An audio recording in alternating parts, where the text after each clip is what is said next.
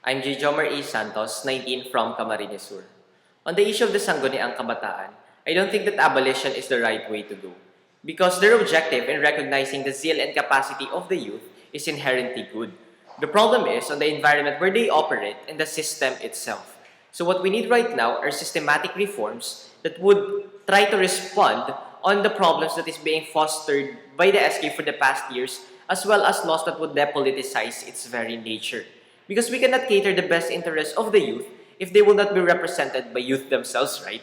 So what are these specific reforms? Number one, on the selection process, I think there must be screening wherein they will be compelled to pass credentials, undergo examinations, or even interviews for us to gauge their capacity in holding a position.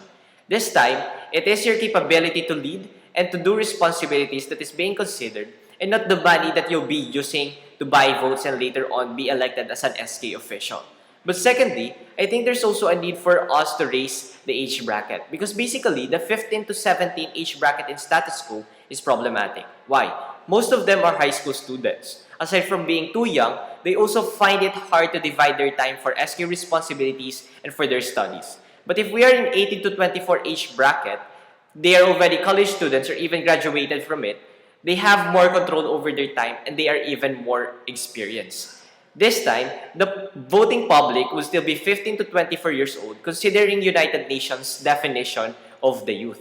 But on the operations of SK, I think they must be given fiscal autonomy to legislate resolutions on how they would use the 10% era allotted for them in achieving their objectives for the youth in their barangays or for the youth in general. This time, they will not just become dummies of their senior officials, but rather they themselves independently do direct actions to achieve their objectives. But secondly, there's also a need to make planning and implementing of long-term projects mandatory for SK. Because what we can see right now are only sports tournaments, benefit dances, or what have you. What they need are long-term projects that would respond to the multifaceted needs of the youth.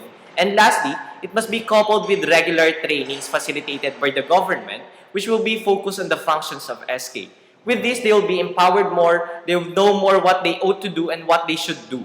And at the end, they'll be effective and efficient in their own positions. As a conclusion, I think that abolishing SK is just like depriving them of the relevant avenue for them to exercise through democratic participation.